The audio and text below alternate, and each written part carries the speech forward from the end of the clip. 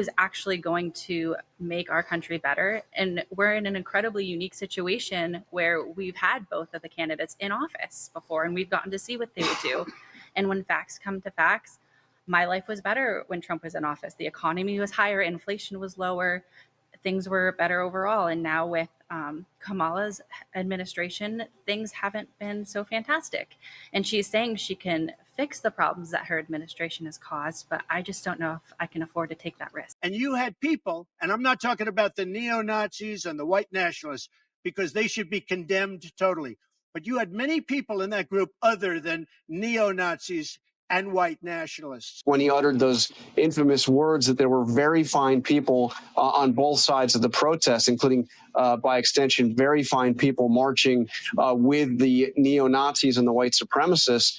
Let's remember Charlottesville, where there was a mob of people carrying tiki torches, spewing anti-Semitic hate. And what did the president then at the time say? There were fine people on each side. It's interesting, Vivek, because Tulsi says that the former president brought voice to the American people. Did he bring the fire to the feet of Kamala Harris? Did he press her enough on all of her flip-flops?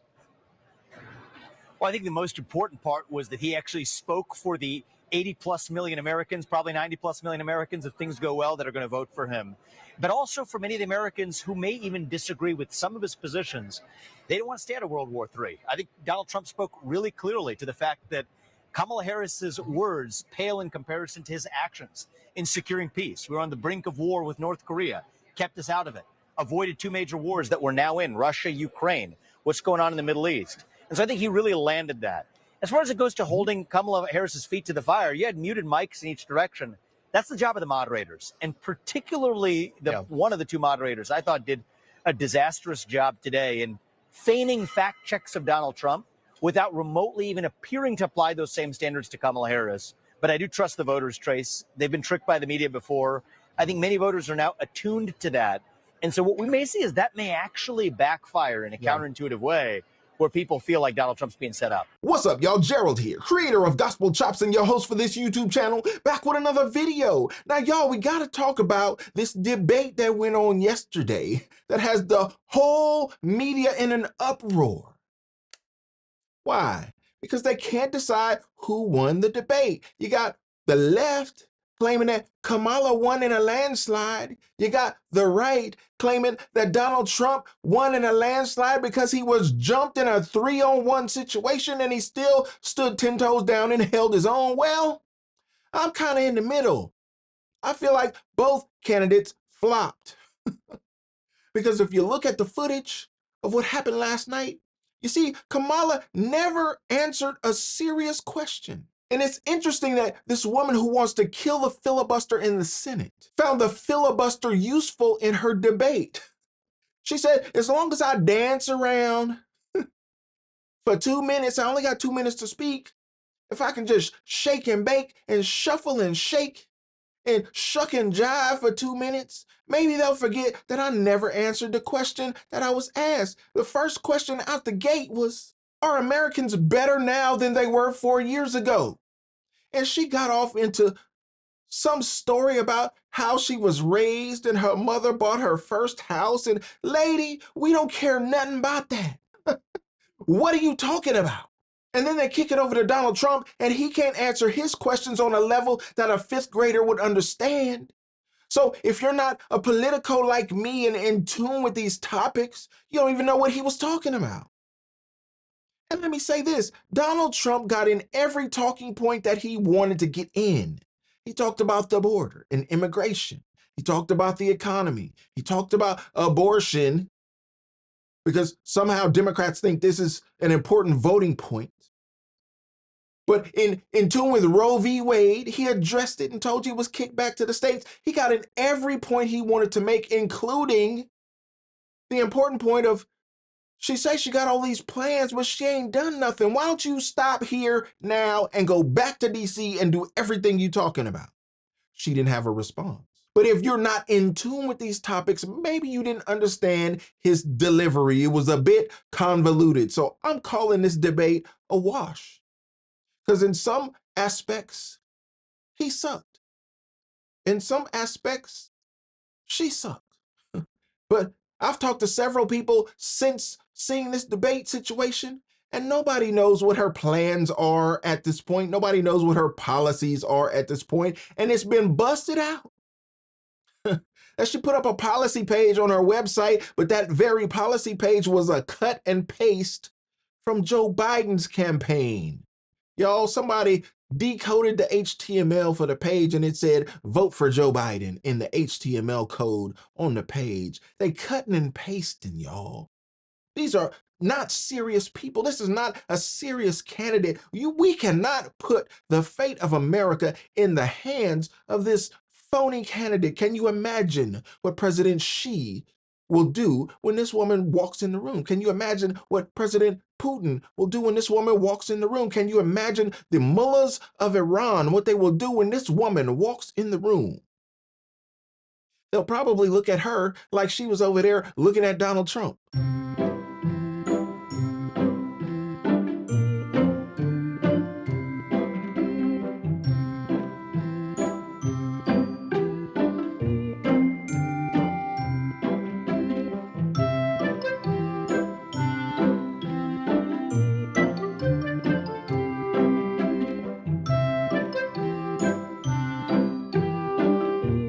Now, she talks a lot about how she likes to cook collard greens. And that's her pandering to the black folks that she wants to be a part of, but not really. Yeah, she talks a lot about her collard greens, but I think based on this performance, her best dish is word salad. Vice President Harris, you and President Trump were elected 4 years ago, and your opponent on the stage here tonight often asks his supporters, are you better off than you were 4 years ago? When it comes to the economy, do you believe Americans are better off than they were 4 years ago? So I was raised as a middle-class kid. And I am actually the only person on this stage who has a plan that is about lifting up the middle class and working people of America.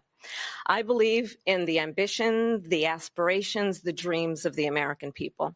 And that is why I imagine and have actually a plan to build what I call an opportunity economy. Because here's the thing. We know that we have a shortage of homes and housing, and the cost of housing is too expensive for far too many people. We know that young families need support to raise their children, and I intend on extending a tax cut for those families of $6,000, which is the largest child tax credit that we have given in a long time, so that those young families can afford to buy a crib, buy a car seat, buy clothes for their children. My passion, one of them, is small businesses. My mother raised my sister and me, but there was a woman who helped raise us. We call her our second mother. She was a small business owner. I love our small businesses. My plan is to give a $50,000 tax deduction to start up small businesses, knowing they are part of the backbone of America's economy. My opponent, on the other hand, his plan is to do what he has done before, which is to provide a tax cut for billionaires and big corporations, which will result in $5 trillion to America's deficit. My opponent has a plan that I call the Trump's sales tax, which would be a 20% tax on everyday goods that you rely on to get through the month. For homes, do you think it would happen? That's why prices have increased. Government policies, that's the problem. That's what the moderators, they never drill down. Young people, I feel so sorry for you. Really, I do. There's an economic dishonesty going on here. Let me just ask then, since we're on the topic, Rick, how you feel about tariffs? You know how I feel about tariffs? It's a bargaining chip. And many of the tariffs with China are still on. Once again, the moderators don't drill down on the two aspects of tariffs, but they do drill down on other areas that make no economic sense whatsoever.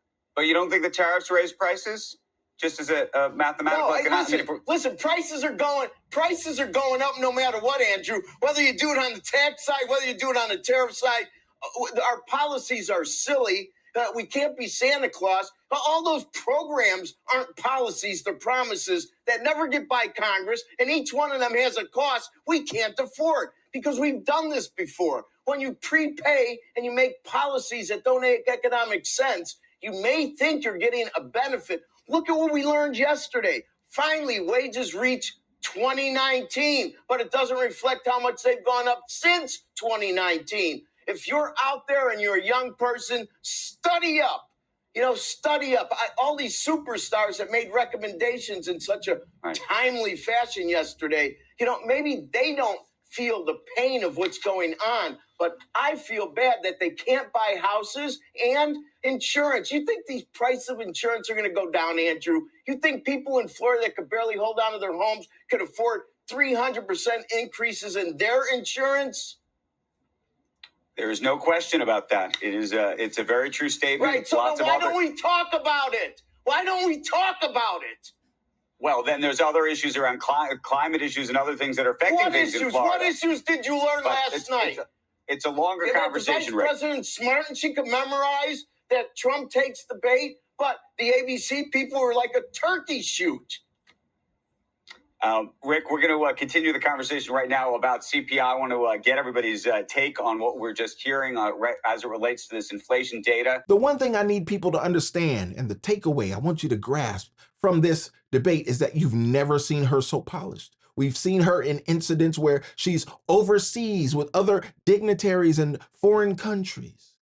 She's been caught on camera flubbing, not able to speak, not able to articulate. This woman has no grasp of policy. That's why she can't put a plan together to present to the American people, although she said plan a dozen times in the debate.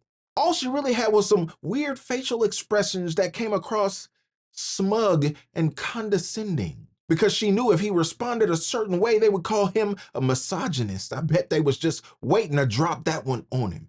Luckily, he didn't fall for the bait, but he fell for other bait. She talked about the size of his rallies. And with Donald Trump, he loves his rallies, y'all. That's his thing. Talking about the size of his rallies, like talking about the size of his manhood. And she went there. She went all the way there. And every time she went there, he fell for the bait. Y'all, this was a crazy debate. And I hope they don't have another one, because it didn't move the needle one way or the other. People who were going to vote for Donald Trump are still going to vote for Donald Trump. People who were going to vote for Kamala are still going to vote for her, regardless of the fact that she hasn't presented a plan or a policy that they can restate. You can't articulate it because she can't articulate it. And here we are, y'all. Less than 60 days away from voting day. I hope you take in all the information you can, and I hope you vote according to your best interests as an American. Because this is the presidential election, y'all. You're voting for the country. But at a time like this, where this fake Biden administration with Kamala Harris covering for Joe Biden, when they have ran up inflation to where you can't afford a house, you can't afford a car, you can't afford food. Well, I hope you take those things into consideration when you walk into that booth, because when she talks about change, well, she's been there the whole time. She talks about turning the page. Well, you are the page we're on right now, Miss Harris, Vice President. You and your administration have created this mess, and you're not going to fool us with your word salad. We ain't eating it. Y'all, let me know what you think about this in the comments. I'd love to know your thoughts on this. And don't forget to like the video, subscribe to the channel, and share the video so we can get more people involved in the conversation, y'all. And like I always say, always remember and never forget, without the gospel, it's just chops. Until next time. Peace.